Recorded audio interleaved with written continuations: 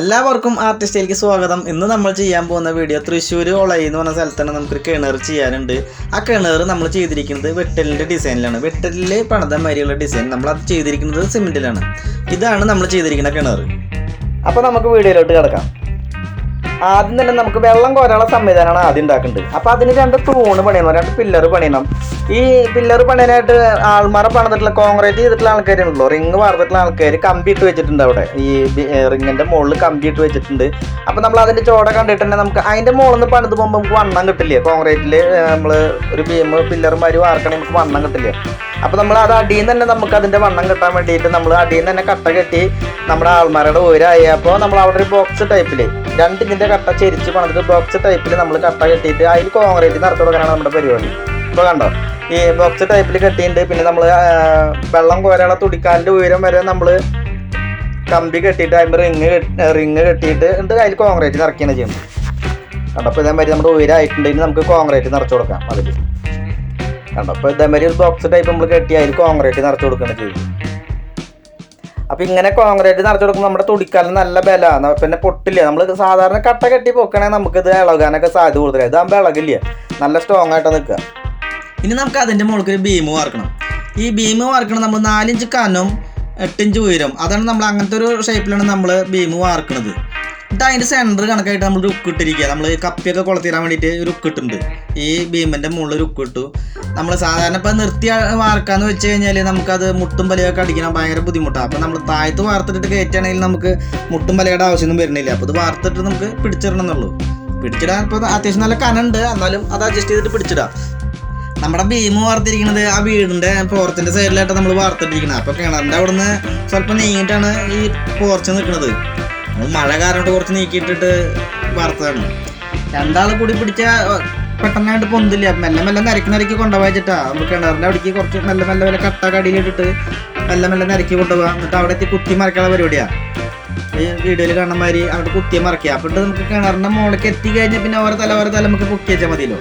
ഇപ്പോൾ കിണറിൻ്റെ മുകളിലേക്ക് എത്തി കഴിഞ്ഞിട്ടുണ്ടെങ്കിൽ നമുക്ക് ഒരു തല രണ്ടാളും കൂടിയിട്ട് പൊക്കുക. എന്നിട്ട് അതിൻ്റെ മുകളിൽ കയറ്റി വെച്ചതിന് ശേഷം ഈ തലയും പൊക്കി കൊടുക്കുക. അപ്പോൾ നമുക്ക് കുറച്ച് എളുപ്പമാണ്. രണ്ടാളും ഓരോ തലയ്ക്ക് നമുക്ക് ഈ ബീം പൊക്കി വയ്ക്കാൻ പറ്റില്ല, അത്രയും വെയിറ്റ് ഉണ്ട് എന്നാണ്. അങ്ങനെ നമ്മുടെ ബീം കയറ്റി വെച്ചിട്ടുണ്ട്. ഉക്ക് നമ്മൾ കിണറിൻ്റെ സെൻറ്ററായിട്ട് തന്നെ ഉക്ക് നമ്മൾ വെച്ചു. എന്നിട്ട് നമ്മൾ അതിൻ്റെ മുകളിലൊരു വരി കട്ടയും കൂടി പണിതിട്ട് നമ്മുടെ ഹൈറ്റ് കറക്റ്റ് ആക്കി, മറ്റേ പില്ലറിൻ്റെ ഹൈറ്റ് കറക്റ്റ് ആക്കി 2 സൈഡും നമുക്കത് തേച്ച് കൊടുക്കാം. ഈ പില്ലർ തേക്കുന്നത് നമ്മൾ വെട്ടലിൻ്റെ ഷേപ്പിലാണ് നമ്മൾ തേച്ച് കൊടുക്കുന്നത്.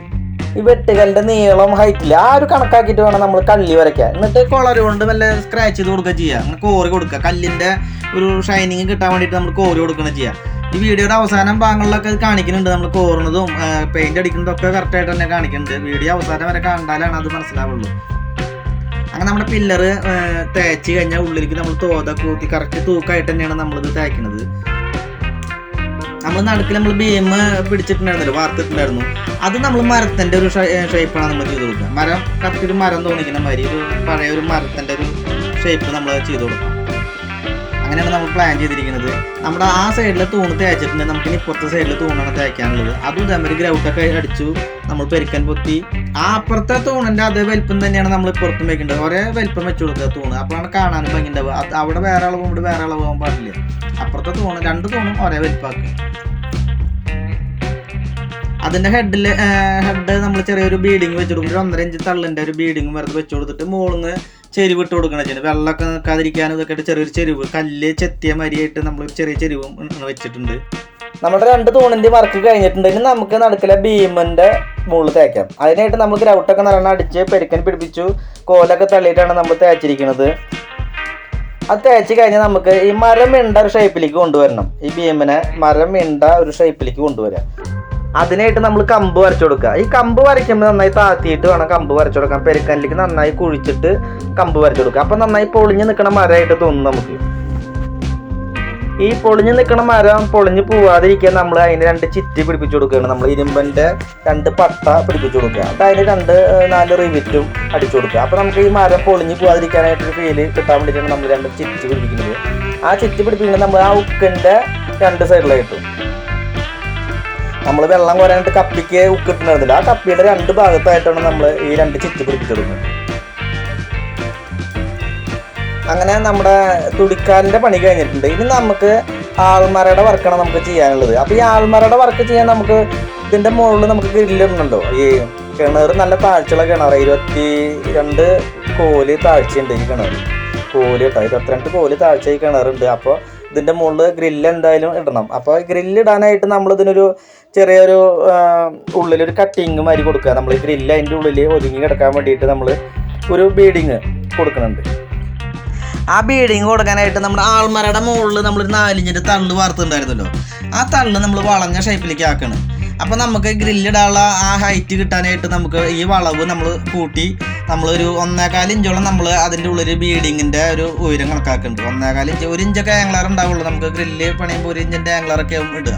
അപ്പോൾ ആ ഒരു കനം ഉള്ളിൽ ഒതുങ്ങി കിടക്കുന്ന പാകത്തിന് നമ്മൾ മുകളിലേക്ക് പെരുക്കൻ കനം കൂട്ടിയിട്ട് എന്നിട്ട് അതുമ്പോൾ തന്നെ വളവുള്ള ഷേപ്പ് ഉണ്ടാക്കുകയും ചെയ്തു. അതിൻ്റെ മുകളിൽ നിന്ന് ഒരു വളഞ്ഞ ഷേപ്പ് ഉണ്ടാക്കി ഇപ്പോൾ ഈ ലെവലായിട്ടുണ്ട്. ഇപ്പോൾ നമ്മുടെ ഉള്ളിൽ നമുക്ക് ഗ്രില്ലിടുകയും ചെയ്യാം. നമ്മുടെ ഗ്രില്ല് ഈ നമ്മുടെ കിണറിൻ്റെ ആൾമറയുടെ മുകളിലേക്ക് നിൽക്കില്ല, ഈ ബീഡിങ്ങിൻ്റെ ഉള്ളിൽ ഒതുങ്ങി കിടക്കും. ആ ഒരു ഭാഗം കിട്ടാൻ വേണ്ടിയിട്ടാണ് നമ്മൾ അങ്ങനെ ഒരു ബീഡിങ് പിടിപ്പിച്ചിരിക്കുന്നത്.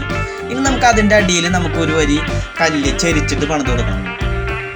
ഇപ്പം നമ്മൾ അതിനൊരു താങ്ങ് മാരി വെച്ചിടുന്ന ഒരു കല്ലിൻ്റെ ഷേപ്പാണ് നമുക്ക് കിട്ടുന്നത്. അപ്പോൾ അതിനെ നമ്മളൊരു ചെരിവ് ഈ ബീഡിങ് പിടിപ്പിക്കുമ്പോൾ നമ്മൾ അതിൻ്റെ അപ്പുറത്ത് നമ്മൾ പില്ലറിൻ്റെ മുകളിൽ നമ്മൾ കല്ല് വരച്ചിട്ടുണ്ടല്ലോ, ആ വരയുടെ ആ ഒരു കല്ലിൻ്റെ കനാണ് നമുക്ക് ഇങ്ങോട്ടും കൊണ്ടുപോകുന്നത്.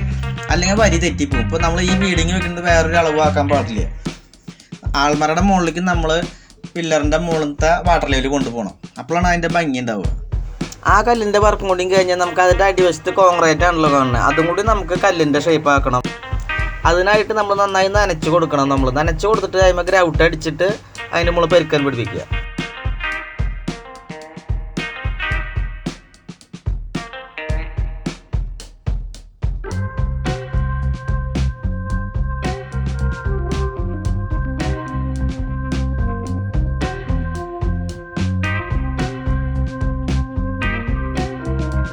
അത് നല്ലോണം കോലൊക്കെ തള്ളി പലകെ പിടിച്ചതിന് ശേഷം നമുക്ക് നമ്മുടെ പില്ലറിൻ്റെ മുകളിൽ വരച്ചിട്ടുള്ള വരയുണ്ടല്ലോ, ആ കല്ലിൻ്റെ കനം തന്നെ നമ്മൾ ഇതിന് ചുറ്റും ഓടിക്കുക, വരച്ചു കൊടുക്കുക. കള്ളി വരയ്ക്കുക, ഒരു കല്ലിൻ്റെ കള്ളി, ഒരു ഫുൾ കല്ല്, ഒരു പകുതി കല്ല്, അങ്ങനെ വരുന്ന ഒരു ഭാഗം നമുക്ക് ഉണ്ടാക്കും.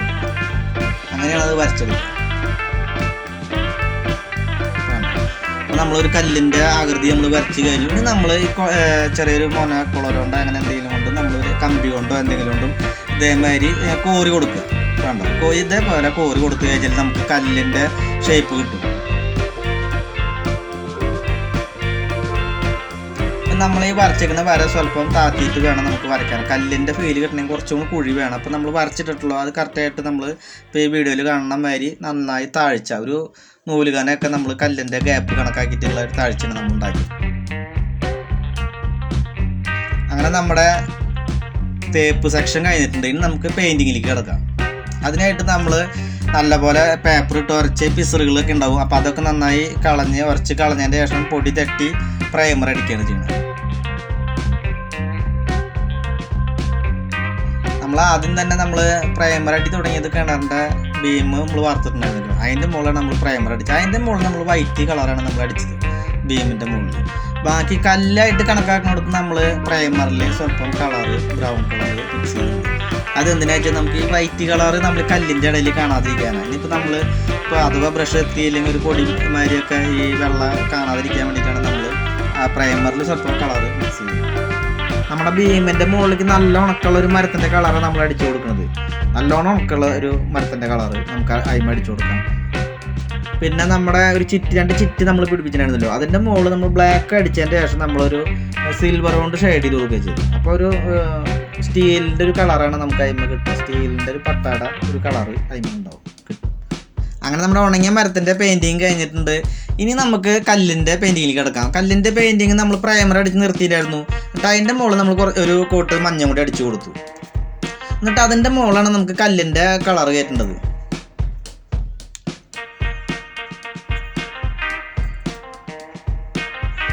കല്ലിന് നമ്മൾ കളർ മിക്സ് ചെയ്യണത് നമുക്ക് ഇഷ്ടപ്പെട്ട ഒരു കളറാണ് നമ്മൾ മിക്സ് ചെയ്യുന്നത്. ഇപ്പോൾ കല്ലിന് പല തരത്തിലും കളറുകളുണ്ട്. നമുക്ക് താല്പര്യപ്പെട്ട ഒരു കളർ മിക്സ് ചെയ്യുക, അത് അടിച്ചു കൊടുക്കുക. ഇപ്പോൾ നമ്മളിപ്പോൾ അടിക്കണായിട്ട് ഇപ്പോൾ ഒരു മഞ്ഞ ഷെയ്ഡ് നമ്മൾ കൊടുത്തിട്ടുണ്ട്. അത് അങ്ങനത്തെ കല്ലുകളുണ്ട്, ആ കല്ലിൻ്റെ നിറമുള്ള കല്ലുണ്ട്. നമ്മൾ ഈ അടിക്കുന്ന കളറ് നമ്മൾ പാർട്ടിക്കാരെ അടുത്ത് ചോദിച്ചപ്പോൾ അവർക്കും താല്പര്യമായിട്ടുണ്ട്. അപ്പോൾ നമ്മൾ ഈ കളറ് ഫിക്സ് ചെയ്തു. പിന്നെ നമ്മുടെ പെയിന്റ് അടിച്ചതിൻ്റെ മുകളിലേക്ക് ചെളിയും തെറിക്കാതിരിക്കാൻ വേണ്ടിയിട്ട് കിണറിൻ്റെ ചുറ്റുവശം ഒരു തടമാരി ഉണ്ടാക്കിയിട്ടുണ്ട്. എന്നിട്ട് അതിൽ മെറ്റൽ നിറയ്ക്കാനുള്ള പരിപാടിയാണ്. അപ്പം മുറ്റത്ത് കട്ടവീരിയൊന്നും ഇപ്പം ഇല്ല. അപ്പോൾ തൽക്കാലം ഇതിൽ മെറ്റൽ നിറച്ചിടാനാണ്. അപ്പോൾ ചെളിയും തെറിക്കില്ലല്ലോ, അതിന് വേണ്ടിയിട്ട് മെറ്റൽ നിറച്ചിടും. അങ്ങനെ നമ്മുടെ വെട്ടലിൻ്റെ കളർ കൊടുക്കൽ ഇവിടെ അവസാനിച്ചിട്ടുണ്ട്. ഇനി നമുക്കൊരു കോട്ട് ക്ലിയർ കൂടി അടിച്ചു കൊടുക്കണം.